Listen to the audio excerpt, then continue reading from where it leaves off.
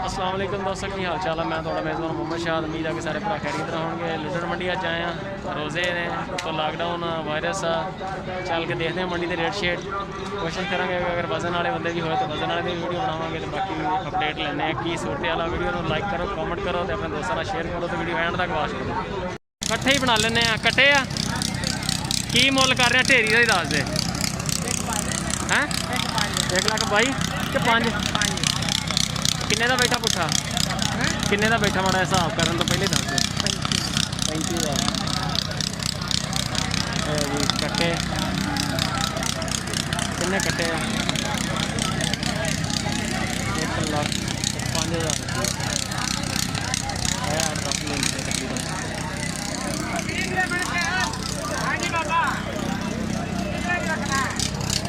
बड़े भैन की मुल कर रहे हैं, मुल की कर रहे हैं 50,000 का 35,000। हाँ मूँह च किन्नी है दोंदी है दोंदी है ये 50,000 की है। हाँ जी हाँ जी है ये खीरी है 35,000। 35,000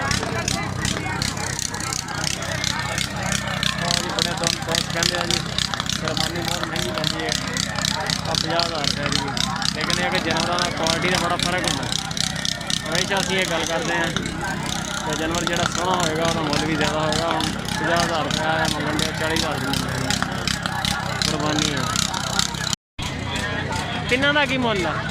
तिना का 45 के पुट्ठे 45,000 पुट्ठा रेट प्यारा प्यारा कर ला प्यारा प्यारा बिस्मिल्लाह करो भी। अच्छा 45,000 पुट्ठा जी।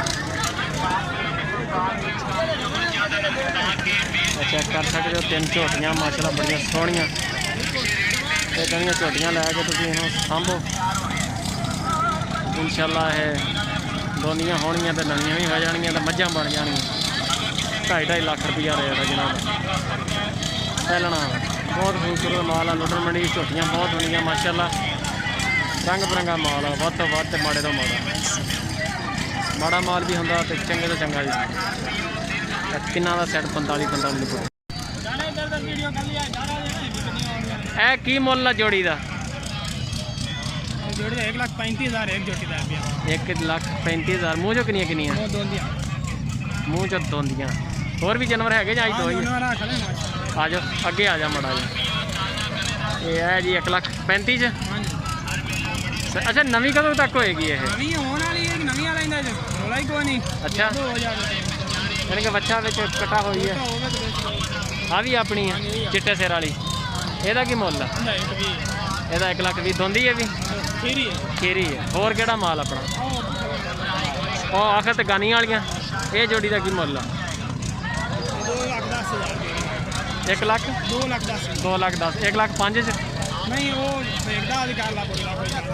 परली वड्डी है थोड़ी वो लाख की 1,10,000 की आ लाख की है जी माशाल्लाह। अच्छा यार बड़े लोग कहते कि वायरस आ तो कीमत घट गई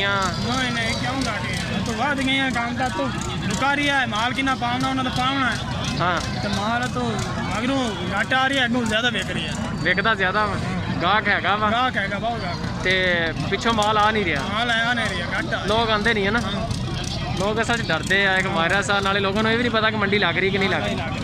बस यही जानवर है।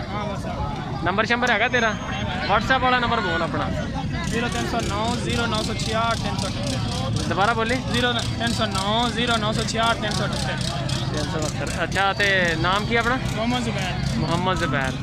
अच्छा कुरबानी लिए झोटे भी मिल जाएंगे? नहीं झोटे नहीं झोटियां का ही कर दें दोंदियाँ होनियाँ जी माशाल्लाह। माल सोना रेट तुसी दसो बड़े सारे वीर मोड़ छिकते हैं जी बाबा जी बचा के।